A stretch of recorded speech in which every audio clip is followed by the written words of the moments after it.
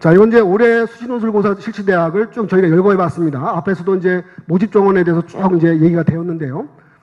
자, 수능 전과 수능 후, 수능 전과 수능 후, 수능 전과 수능 후를 저희가 크게 세 가지 카테고리로 나눠서 보여드리고 있습니다. 자, 수능 전과 수능 후는 상당히 올해 입시를 준비하면서 과연 수능 전 논술고사에 지원할지, 수능 후 논술고사에 지원할지는 중요한 변환점이 됩니다. 기본 전환점이 됩니다. 자, 이미 수능 후에 논술고사를 지원한다는 얘기는 기본적으로 정시까지도 가늠해보면서 지원한다는 얘기입니다. 기본적으로. 아마 입시를 처음 치르는 분들은 저게 무슨 말인가에 대해서 고민할 텐데 이렇습니다. 수능 후 논술고사는 이미 수능 결과, 그러니까 완벽한 결과는 아니겠지만 가채점 결과를 보고 있기 때문에 내가 점수가 지나치게 잘 나왔다. 이건 것이죠. 지나치게 잘 나왔다고 생각하면 논술고사를 불참하면 됩니다. 그죠? 불참해서 정시 지원하면 돼요. 왜? 정시는 거의 수능 100%니까요. 점수로 가는 거란 말입니다. 그러니까 그런 경우 때문에 이미 수능 후에 치르는 논술고사는 자기 판단의 기준이 있습니다. 그죠? 그래서 그런 기준 때문에 정시까지 감안하는 전략으로 갔을 때는 수능 후 논술고사를 대부분 치료에 맞고요. 근데 자녀분의 성적을 보니까, 내 성적을 보니까 정시는 거의 가망성이 없어요. 이런 학생이 있습니다. 그죠? 정시에서 뭐 리기영역 합산해봤더니 인서울도 간당간당해. 아까 말씀드린 취저 등급 2등급 하나만 간신히 맞출 것 같아.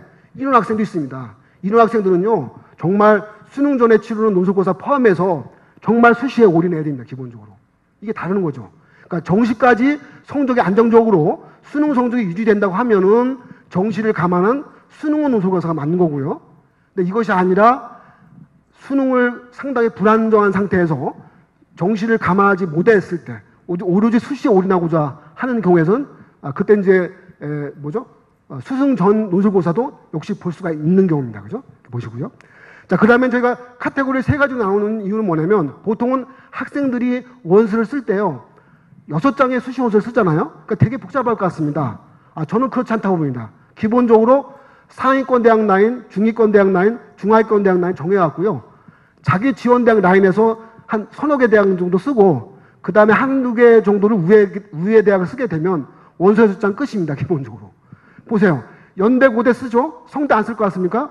서강대 이대 오늘 하나 씁니다. 벌써 하나, 둘, 셋, 4장입니다. 기본적으로. 상위권대는. 근데 이 상위권대 쓸 때 정말 성적이 상위권인만 씁니까? 아니잖아요.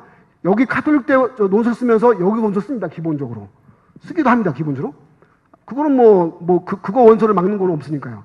이런 의미에서 쓰다 보니까 여기서 4장, 또 한두 장은 학생부 종합적으로 쓸 수 있잖아요. 그죠? 이런 거죠. 여기서 서너 장, 한 장, 여기서 두세 장, 한 장 쓰면 거의 수시 논술 전형은 끝입니다. 기본적으로. 그러니까 논술 전형은 플러스 알파라고 쓸 수 있는 전형이기 때문에 보통 저희가 이제 원서 컨설팅 해줄 때는 이렇습니다. 논술 전형은 마지막 6회를 채울 때 더하기가 되는 거죠. 근데 내가 이제 학생부 장게 많으면 당연히 학생부 중심 전형으로 몇 가지 쓰겠죠. 그죠? 남는 것은 논술 전형으로 돌리는 겁니다. 그죠? 이렇게 해서 숫자를 채우다 보면 원서 설정에 금세 이렇게 마무리가 됩니다. 기본적으로. 그래서 제가 라인을 보여드렸고요. 자, 그 다음에 이 가운데 올해 약간 변수가 있습니다. 작년도에는 4개 학교가 논술만 가지고 평가했고 수능 취지를 안 봤습니다. 올해는 그 대학이 8개 대학으로 늘어났습니다. 수능 취지 없는 전형. 자, 보세요. 여기서 만약에 한양대가 올해는 이제 수능 후에 논술고사를 실시를 고려하게 되는데 한양대 수능 취지 없습니다. 그죠? 서울시립대 올해 없앴습니다. 수능 취지를. 그 시립대는 그냥 논술고사와 학생부 성적으로만 평가를 받는 겁니다. 그 다음에 건대 올해 없앴습니다. 수능 취지를. 없앴고요. 항공대 올해 없었고요. 서울과기대 올해 수능 취지를 없앴습니다. 단대, 경기대, 강원대. 이 8개 대학은 수능 취지가 없는 거예요. 그러니까 만약에 내가 수능에서 어느 정도 2등급이든 저도 3등급이든 간에 잘 못 맞춘다, 불안정하다는 학생들 경우에서는 근데 논술고사 잘 쓴다. 근데 그게 많지는 않습니다. 그런 학생들이. 보통은 논술고사 잘하는 학생이 수능도 잘하고 학생도 좋은데요. 예외적으로 여림에 한두 명 있습니다. 어떤 학생인지 아세요? 일단 인문계 쪽 학생들은 평소에 글을 잘 쓰는 학생이에요. 평소에. 논리적으로 글 잘 쓰는 학생이 있어요. 근데 그 학생이 약간 뺀질이 비슷해갖고 공부를 열심히 안 해요. 근데 글은 잘 써요. 이 학생 괜찮습니다. 논술고사 충분하고요. 이공계는 어느 학생이냐면 자연계 쪽에서는 이런 학생이 있습니다. 수학, 과학만 잘해요. 수학, 과학만. 수학, 과학만 잘하는데 나머지 잘 못해요. 국어 5등급, 영어 5등급 이렇게 나오는 학생이 있습니다. 이런 학생들 저 서울 지역 상위권 대학에 정시에 가면은 당연히 떨어집니다. 기본적으로. 그 학생들은 논술고사 꼭 보셔야 됩니다. 기본적으로. 왜냐하면 논술고사는 보는 게 뭡니까? 수학하고 또는 또 대학에 따라서 과학을 더 보잖아요. 그 이해가 되는 거죠.